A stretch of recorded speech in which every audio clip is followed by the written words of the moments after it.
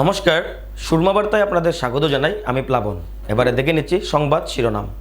ধর্মনগরে parcel delivery boy Prosenjit সরকারের রহস্যজনক মৃত্যু। 13 দিনের মাথায় গ্রেফতার বাকি 2 অভিযুক্ত। শ্রীভূমিতে ডাম্পার অ্যাম্বুলেন্সের মুখোমুখি সংঘর্ষ, জনতার হাতে আটক ডাম্পার চালক। বাংলাদেশে সংখ্যালঘু নির্যাতনের বিরুদ্ধে শ্রীভূমিতে বিক্ষোভ মিছিল বামপন্থী দল সিপিআইএমের। হাইলাকান্দি জেলার 2026 সনের সংশোধিত ভোটার তালিকার খসড়া প্রকাশ। রাতে বাড়ি ফেরার পথে দুষ্কৃতীদের আক্রমণে গুরুতর আহত পাতারকান্দির প্রবীণ নাগরিক, চাঞ্চল্য এলাকা জুড়ে। শিলচরে ধামাইল নৃত্য ও কন্যা প্রতিযোগিতার 5ম সংস্করণ শুরু। উত্তর ত্রিপুরার ধর্মনগরের পার্সেল ডেলিভারি কর্মী প্রসেনজিৎ সরকারের রহস্যজনক মৃত্যুর ঘটনায় অবশেষে পলাতক থাকা বাকি 2 অভিযুক্তকে গ্রেফতার করল ধর্মনগর থানার পুলিশ। ঘটনার 13 দিনের মাথায় শনিবার সকালে মেঘদীপ ভট্টাচার্য ও পিউদরকে গ্রেফতার করা হয়। পুলিশ সূত্রে জানা যায়, মেঘদীপ ভট্টাচার্যকে চুড়াইবাড়ি এলাকা থেকে এবং পিউদরকে প্রেমতলা দমকল অফিস সংলগ্ন এলাকা থেকে আটক করা হয়। পরে তাদের আদালতে তোলা হলে বিচারক 3 দিনের জেল হাজতের নির্দেশ দেন। উল্লেখ্য, চলতি মাসের 13 তারিখ পার্সেল ডেলিভারি সংক্রান্ত বিষয় নিয়ে বচসার পর থেকে নিখোঁজ ছিলেন প্রসেনজিৎ সরকার। পরদিন বাড়ির পাশ থেকে তার ঝুলন্ত মৃতদেহ উদ্ধার হয়। পরিবারের অভিযোগ, পরিকল্পিতভাবে তাকে হত্যা করে ঝুলিয়ে রাখা হয়েছে। এর আগে এই ঘটনায় 3 অভিযুক্তকে গ্রেফতার করলেও পুলিশি রিমান্ড না চাওয়া নিয়ে তদন্তের ভূমিকার প্রশ্ন উঠে। বাকি 2 অভিযুক্ত গ্রেফতারের পরেও একই প্রশ্ন উঠতে শুরু করেছে। গোটা ঘটনাকে ঘিরে এখনও তদন্ত নিয়ে অসন্তোষ ও ন্যায় বিচারের দাবি জোরালো হচ্ছে এলাকা জুড়ে। ত্রিপুরা থেকে ভানুচন্দ্রের প্রতিবেদন। কিছুদিন আগে একটা ঘটনা ঘটেছিল। একটা ডেলিভারি বয়কে একটা পার্সেলকে কেন্দ্র করে 21 পার্সনের সাথে ওদের বাকবিতণ্ডা হয়।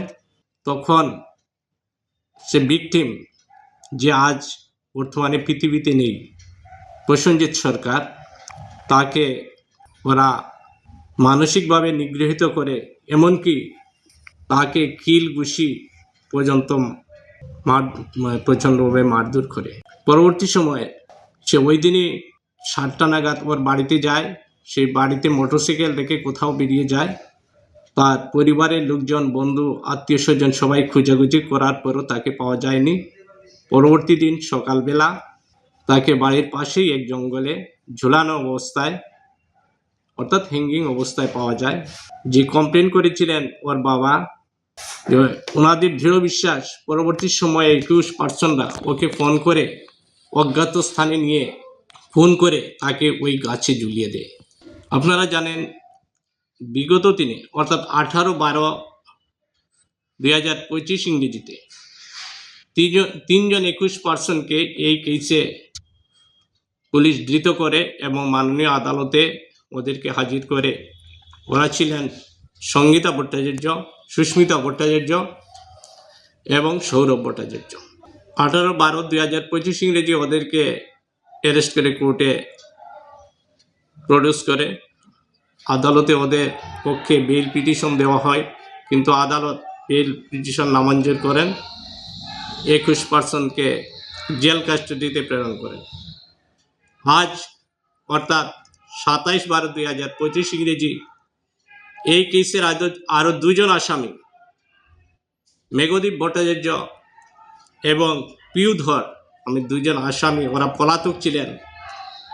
আজকে সকালবেলা ওদেরকে পুলিশ অ্যারেস্ট করে চুরাইবাড়ি নাকাপয়েন্ট এরিয়া থেকে, এবং পিউধরকে পুলিশ অ্যারেস্ট করে Premtala near fire service area থেকে।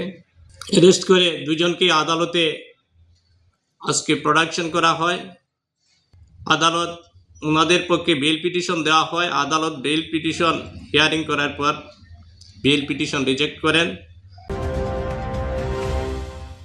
শ্রীভূমিতে ডাম্পার অ্যাম্বুলেন্সের মুখোমুখি সংঘর্ষ, অল্পের জন্য এড়ানো গেল বড়সড় দুর্ঘটনা। শ্রীভূমি জেলার লামাজুয়া এলাকায় ডাম্পার ও অ্যাম্বুলেন্সের মধ্যে মুখোমুখি সংঘর্ষের ঘটনা ঘটেছে। প্রত্যক্ষদর্শীদের মতে, তীব্র গতিতে আসা একটি ডাম্পার নিয়ন্ত্রণ হারিয়ে অ্যাম্বুলেন্সটিকে সজোরে ধাক্কা মারে। ধাক্কার জেরে অ্যাম্বুলেন্সটি রাস্তার পাশে ছিটকে পড়ে। ঘটনার সময় অ্যাম্বুলেন্সটিতে চালক ছাড়া অন্য কোনো যাত্রী কিংবা রোগী উপস্থিত ছিলেন না। ফলে এই দুর্ঘটনায় কোনো প্রাণহানির ঘটনা ঘটেনি, যা স্বস্তির খবর বলে জানিয়েছেন স্থানীয়রা। দুর্ঘটনার পরপরই এলাকাবাসী দ্রুত ঘটনাস্থলে ছুটে এসে ডাম্পার চালককে ধরে ফেলেন। পরে বিষয়টি সংশ্লিষ্ট কর্তৃপক্ষকে জানানো হয়। স্থানীয়দের অভিযোগ, ভারী যানবাহনের চালকদের বেপরোয়া ও দায়িত্বজ্ঞানহীন গাড়ি চালানোর কারণে এই এলাকায় প্রায় দুর্ঘটনার আশঙ্কা তৈরি হচ্ছে। সাধারণ মানুষের নিরাপত্তার স্বার্থে প্রশাসনের কঠোর পদক্ষেপ গ্রহণের দাবি উঠেছে। বাংলাদেশে সংখ্যালঘু নির্যাতনের প্রতিবাদে শ্রীভূমিতে সিপিআইএমের বিক্ষোভ। বাংলাদেশ জুড়ে চলমান সংখ্যালঘু নির্যাতনের ঘটনার বিরুদ্ধে সরব হল বামপন্থী দল সিপিআইএম। শনিবার শ্রীভূমি শহরে সিপিআইএমের উদ্যোগে বাংলাদেশে চলমান অরাজকতা ও সংখ্যালঘুদের উপর নিপীড়নের প্রতিবাদে এক বিক্ষোভ কর্মসূচি অনুষ্ঠিত হয়। বিক্ষোভ চলাকালীন দলের নেতাকর্মীরা অভিযোগ করেন, বাংলাদেশে মৌলবাদী শক্তি ক্রমশ সক্রিয় হয়ে উঠেছে এবং সংখ্যালঘু সম্প্রদায়ের পাশাপাশি ছায়ানট, উদীচী সহ বিভিন্ন প্রগতিশীল ও সাংস্কৃতিক সংগঠনের উপর ধারাবাহিকভাবে আক্রমণ চালানো হচ্ছে। এই ধরনের হামলার তীব্র নিন্দা জানিয়ে সিপিআইএম নেতৃত্ব বলেন, এটি শুধু মানবাধিকার লঙ্ঘন নয়, বরং গণতান্ত্রিক ও সাংস্কৃতিক পরিমণ্ডলের উপর সরাসরি আঘাত। সিপিআইএমের নেতারা আরও বলেন, বাংলাদেশে হিন্দু ও অন্যান্য সংখ্যালঘুদের উপর যে নির্যাতন চলছে তা অবিলম্বে বন্ধ হওয়া উচিত। এ বিষয়ে ভারত সরকারের প্রতি আহ্বান জানিয়ে তারা বলেন, আন্তর্জাতিক স্তরে বিষয়টি উত্থাপন করে বাংলাদেশ সরকারকে জবাবদিহির আওতায় আনা হবে। বিক্ষোভ শেষে দলের পক্ষ থেকে জানানো হয়, সংখ্যালঘুদের নিরাপত্তা ও মানবাধিকার রক্ষার দাবিতে এই আন্দোলন আগামী দিনেও অব্যাহত থাকবে। সাম্প্রতিককালে বাংলাদেশে একজন সংখ্যালঘু নাগরিককে, তার নাম কৃষিদাস, হত্যা করা হয়েছিল। তার পরিপ্রেক্ষিতে উত্তেজনাটা সীমান্ত পার করে এ দেশেও ছড়িয়ে পড়েছে। কিন্তু বাংলাদেশে যে সংখ্যালঘু এবং গণতন্ত্রের উপর আক্রমণ, এই ঘটনা ক্রমান্বয়ে চলছে। বাংলাদেশে কোনো একজন মানুষের উপর আক্রমণ যে কেন্দ্র করে এদেশে, আমাদের দেশে সীমান্ত পারে যে আবহাওয়াকে কলুষিত করার, সাংস্কৃতিক আবহাওয়াকে কলুষিত করার একটা চক্রান্ত শুরু হয়েছে। কিন্তু বাংলাদেশে মৌলবাদী কাজকর্মটা নতুন কিছু নয়। বাংলাদেশে যেদিন থেকে হাসিনা সরকার পতনের পর, যেদিন থেকে ইউনূস সরকার তৈরি হয়েছিল, মুজিবুর রহমানের, বঙ্গবন্ধুর মূর্তি ভাঙার মাধ্যমে এই বর্বরচিত আক্রমণটা শুরু হয়েছিল। এই আক্রমণটা ছড়িয়ে গেছে আজকে বাংলাদেশের সাংস্কৃতিক পরিমণ্ডলে। ছায়ানট, উদীচীর মতো সাংস্কৃতিক সংগঠনের অফিসগুলো ভাঙা হচ্ছে, সংখ্যালঘু নিধন হচ্ছে, গণতন্ত্র নিধন হচ্ছে, সাংবাদিকের উপর আক্রমণ হচ্ছে, আপনার নিউজ এবং বিভিন্ন সংবাদপত্রের উপর, অফিসের উপর আক্রমণ চলছে। খুলনায় একজন সাংবাদিক খুন হয়েছেন। এখন পর্যন্ত ভারতবর্ষে গত সেপ্টেম্বর মাস পর্যন্ত বাংলাদেশের সরকারি সূত্রে যে খবর পাওয়া গেছে, 281 জন মানুষকে হত্যা করা হয়েছে এবং এখানে 7,689 জন মানুষ এই দাঙ্গায় আহত হয়েছেন। এখন পর্যন্ত 1126 জন সাংবাদিক জেলে আছেন। এখান থেকে বুঝতে পারছেন বাংলাদেশের অবস্থা কি। বাংলাদেশের একজন জামাত ছাত্র নেতা হুমকি দিয়েছেন, আমরা বাংলাদেশে বাম, শাহবাদী, ছায়ানট, উদীচীর মতো প্রগতিশীল যে সংগঠনগুলো আছে সেগুলোকে আমরা তছনছ করে দেব। বাংলাদেশের যে সাম্প্রতিককালে যে মৌলবাদী কাজকর্ম চলছে, সেই কাজকর্মে ওই দেশের সাধারণ মানুষের, ওই দেশের গণতন্ত্রকে ধ্বংস করছে, তার যে প্রভাব সীমান্ত পারে। হাইলাকান্দি জেলায় 2026 সালের বিশেষ সংশোধিত ভোটার তালিকার খসড়া প্রকাশ করা হয়েছে। জেলা প্রশাসক ও জেলা নির্বাচন আধিকারিক অভিষেক জৈনের উপস্থিতিতে আনুষ্ঠানিকভাবে এই খসড়া তালিকা প্রকাশ করা হয়। নির্বাচন দপ্তর সূত্রে জানা গেছে, 1 জানুয়ারি 2026-কে যোগ্যতার তারিখ ধরে ভোটার তালিকাটি প্রস্তুত করা হয়েছে। এবছর জেলায় ভোট কেন্দ্রের সংখ্যাও বৃদ্ধি পেয়েছে। আগের 612টি কেন্দ্রের পরিবর্তে এবার তা বেড়ে দাঁড়িয়েছে 623টি।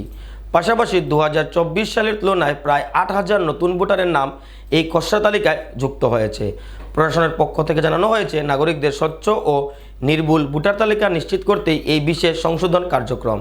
সেই লক্ষ্যে জেলার সকল নাগরিককে খসড়া ভোটার তালিকা ভালোভাবে যাচাই করে দেখার আহ্বান জানানো হয়েছে। তালিকায় কোনো ভুল ত্রুটি, নাম বাদ পড়া বা সংশোধনের প্রয়োজন হলে নির্ধারিত সময়সীমার মধ্যে দাবি ও আপত্তি জানাতে অনুরোধ করেছে নির্বাচন দপ্তর।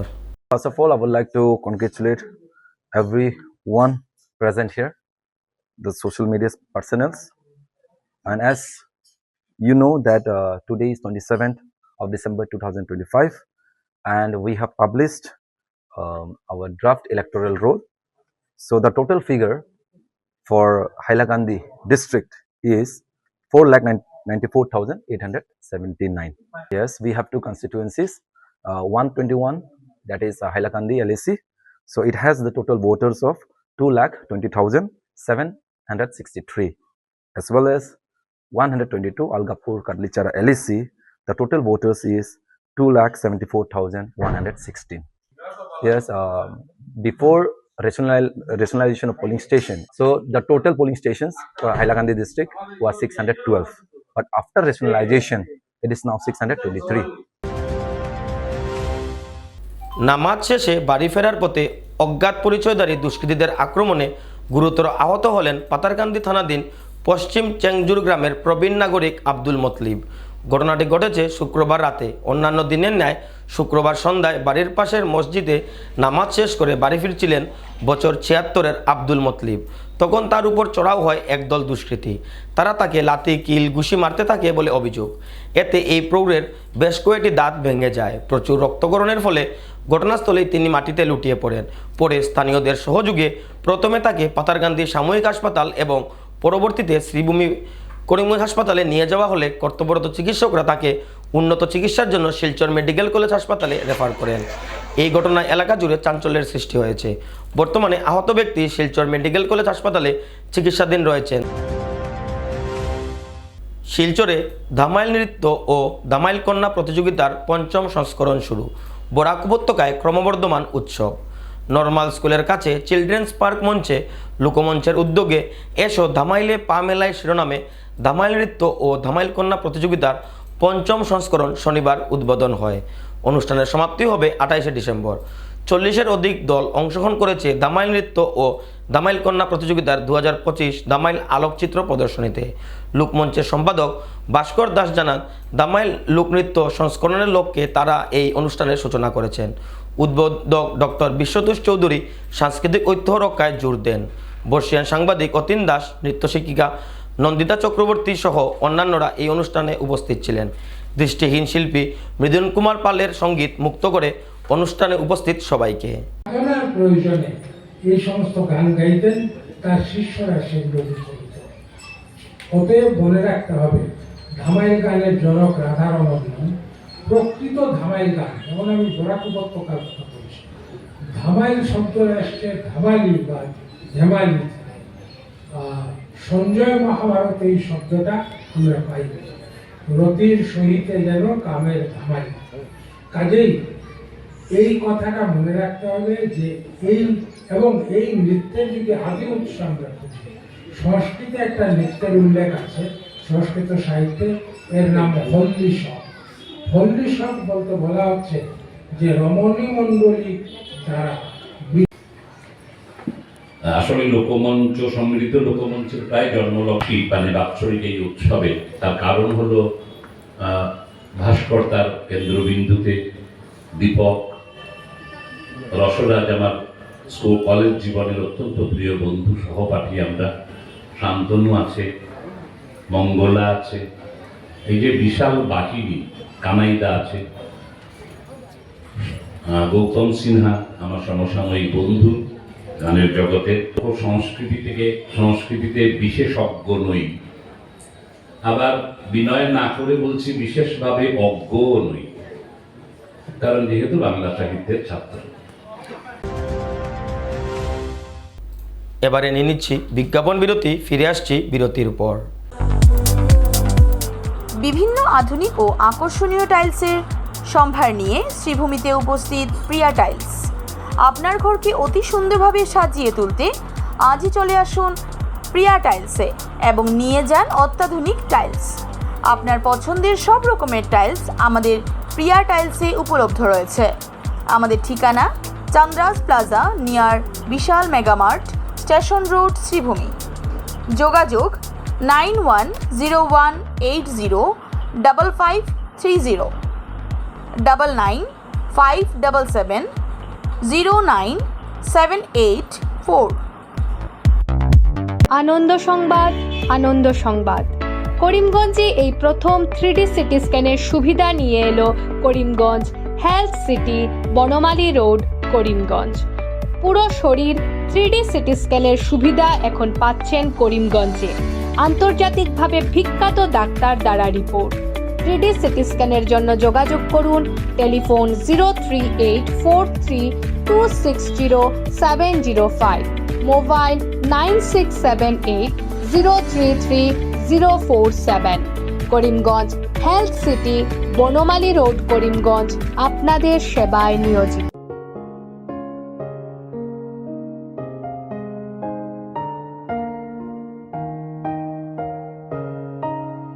চিকিৎসা সেবায় নতুনত্ব নিয়ে হাজির নিউ লাইফলাইন হাসপাতাল। অত্যাধুনিক প্রযুক্তিতে এখানে pinhole surgery, gallbladder, appendix surgery করা হয়। শিলচর মেডিকেল কলেজের সার্জারি বিভাগের অতিরিক্ত প্রফেসর ডক্টর RC শ্যাম সার্জারিগুলি করবেন। তাছাড়া তিনি প্রতি শনিবার বিকেল 3টে থেকে OPD-তে রোগী দেখবেন। রয়েছেন শিশুরোগ বিশেষজ্ঞ ডাক্তার গুলজার হোসেনও।